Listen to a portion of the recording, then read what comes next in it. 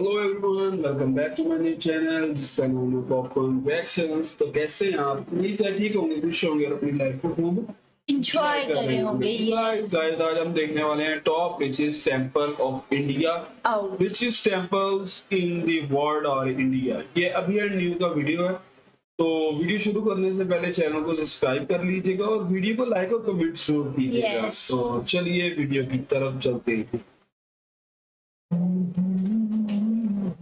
Rich temple कौन सा है? भारत के मंदिरों से कितनी वेल्थ लूटी गई? और आज इस बात से हमें क्या फर्क पड़ता है? भारत को लोग स्नेक चार्मर्स का देश कहते हैं तो बुरा लगता है। हमारे देश के लिए नहीं, उनके लिए और उनके इग्नोरेंस के लिए। हाय, आई एम अभी और पिछले महीने हमने प्रॉमिस किया था कि हर महीने हम एटलीस्ट एक ऐसा वीडियो लाएंगे जो भारत के एंशिएंट नॉलेज के भंडार को आपके सामने लाए। In the next few minutes हम भारत के कुछ ऐसे वंडर्स के बारे में जानने वाले हैं जिन्हें देखकर आप भी हमारे वेल्थ, नॉलेज और आर्किटेक्चर से अमेज हो जाएंगे। तो अगर आपको इस वीडियो से कुछ नया सीखने मिलता है तो इसे अपने दोस्तों के साथ शेयर कीजिए। भारत की पुरानी नॉलेज को एक नई तरीके से आपके सामने लाना हमारा मिशन है। हमें सपोर्ट करने के लिए हमारे YouTube चैनल को सब्सक्राइब कीजिए और इस बेल आइकॉन को प्रेस कीजिए। नंबर 1, सिर्फ भारत का ही नहीं, पूरी दुनिया का सबसे धनवान टेंपल है पद्मनाभ स्वामी टेंपल। ये मंदिर केरला के तिरुवनंतपुरम सिटी में है। इस मंदिर का मेंशन विष्णु पुराण, ब्रह्म पुराण, भगवत पुराण और महाभारत में भी है। इस मंदिर में 6 दरवाजे हैं, जिनमें से 5 दरवाजे आज तक खोले गए। और इन दरवाजों के पीछे क्या मिला? Ancient treasure, bags of gold, जिनमें से कुछ बैग्स का वजन 800 किलो से ज्यादा है। यानी अगर एक बैग की वैल्यू भी निकाली जाए और नॉर्मल गोल्ड के रेट से भी देखा जाए तो एक बैग की वैल्यू होती है 400 करोड़।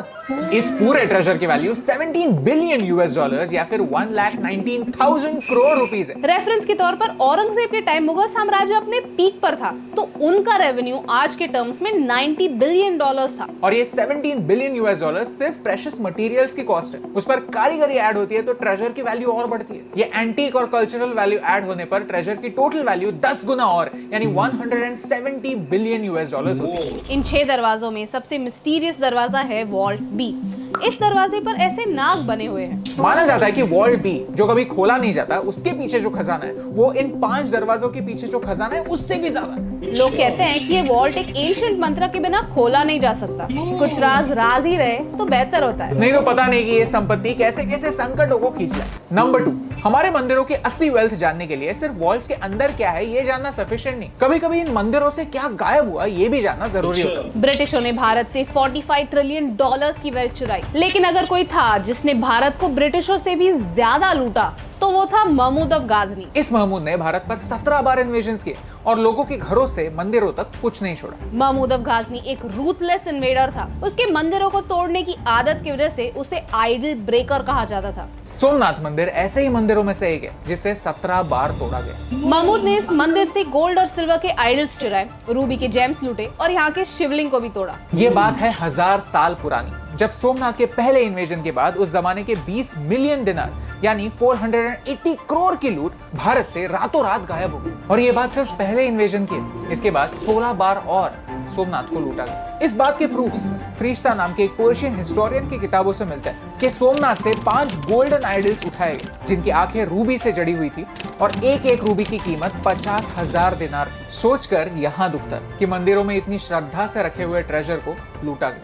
नंबर 3, लेकिन कुछ प्रकार की संपत्ति ऐसी होती है जो लूटी नहीं जा सकती, जो बड़े बड़े इन्वेडर्स के नजदीक होते हुए भी उनके डिस्ट्रक्शन से कोसों दूर रहती है। और एलोरा केव्स का कैलाश टेंपल सिर्फ भारत की ही नहीं पूरी दुनिया की विरासत है। लेकिन क्यों? यूजुअली कोई बिल्डिंग कैसे बनती है? ईंट और पत्थर एक के ऊपर एक रखकर, लेकिन कैलाश टेंपल दुनिया का लार्जेस्ट टेंपल है जो एक सिंगल माउंटेन रॉक से कार्व करके बना है। यानी ये सारी डिटेल्स हमारे एंसेस्टर्स ने अपने हाथों से बनाए हैं। How amazing is that? एक गलत वार और पूरा डिजाइन खराब। आज 1200 साल बाद भी आप इस परफेक्शन को देख सकते हैं। लगता ऐसा है कि पूरा मंदिर 3D प्रिंट किया गया। इस पूरे कंस्ट्रक्शन में जितने पत्थर हटाए गए उन पत्थरों से पिरामिड ऑफ गीजा बन सकता है। आर्कियोलॉजिस्ट मानते हैं कि ऐसा मार्बल बनाने के लिए 100 साल भी काफी नहीं, लेकिन ये पूरा टेंपल सिर्फ 18 सालों में बना था। और इसे सिर्फ बनाना ही मुश्किल नहीं था, इसे तोड़ना भी उतना ही मुश्किल था। माना जाता है कि औरंगजेब ने अपने 1000 बेस्ट सोल्जर्स को कहा कि इस टेंपल कॉम्प्लेक्स को तोड़ दो और 3 सालों का समय दिया, लेकिन फिर भी वो ये मंदिर तोड़ नहीं पाए। कैलाश टेंपल एक प्रूफ है कि कुछ चीजें लूटना बड़े बड़े लुटेरों को भी मुश्किल होता है। नॉलेज सबसे इम्पोर्टेंट संपत्ति है क्योंकि नॉलेज को कोई छीन नहीं सकता। भारत में ऐसे कई मंदिर है जिनकी कहानियां ईंट और पत्थर से कई ज्यादा मजबूत है। आप बताइए, आपको कौन से मंदिर की कहानी सुननी है?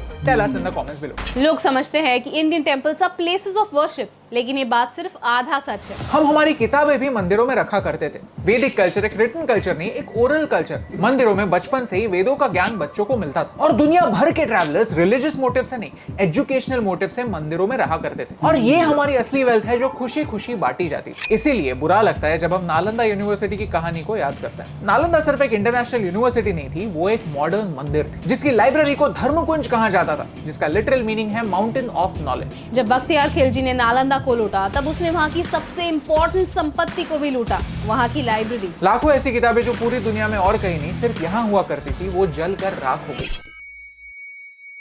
कहते हैं कि ये आग 3 महीनों तक जल रही थी। हम ऐसे देश में रहते हैं जहां पर हमें बचपन से ही सिखाया जाता है कि किताबों पर पेन से नहीं पेंसिल से लिखो। किताबों पर जरा सा दाग आ जाता है तो हमें बुरा लगता है, क्योंकि हमारे देश का नॉलेज ही है जो हमारी सबसे बड़ी विरासत है, जो 17 बार तोड़े जाने पर भी सोमनाथ मंदिर को 18वीं बार खड़े होने की ताकत देती है। हमारे एंसेस्टर्स ने हमारे नाम पर नॉलेज के रूप में एक बड़ी इन्वेस्टमेंट की थी, जिसकी चाबी शायद इन्वेजन्स के वक्त कहीं खो गई, लेकिन उस पर वो ईश्वर नाम का बनिया इंटरेस्ट जोड़ता गया। शायद आज उसी इंटरेस्ट के दम पर नए जनरेशन के शिल्पकार कल के मंदिर बना रहे। इतनी बड़ी बड़ी कंपनीज के शिखर पर एक भारतीय होना क्या सिर्फ एक कोइंसिडेंस है या एक प्रूफ है कि ऐसा भी खजाना होता है जो कभी छीना नहीं जा सकता? अगर आपको इस वीडियो से वैल्यू मिली तो इसे अपने दोस्तों के साथ शेयर कीजिए। तो चलिए हिस्ट्री को एक नए नजरिए से देखते हैं। नॉलेज की सीढ़ी बनाकर दिमाग की खिड़कियां खोलते हैं और हमारे पास्ट के फाउंडेशंस पर हमारे भविष्य के मंदिर बनाते हैं। और इस फैक्ट के दर्शन आपको करवाने से मुझे फर्क पड़ता है।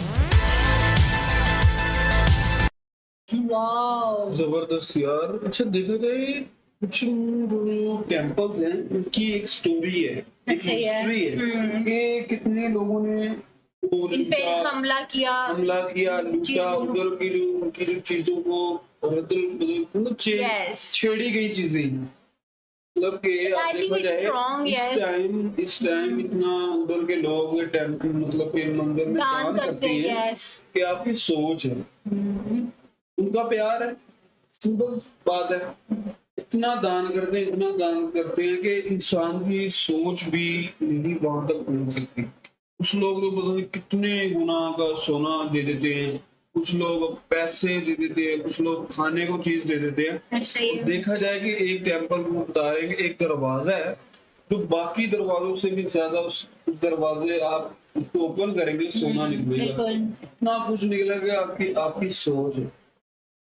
वैसे सोचा जाए तो बहुत कुछ है जो हमें आज तक पता नहीं चल सका।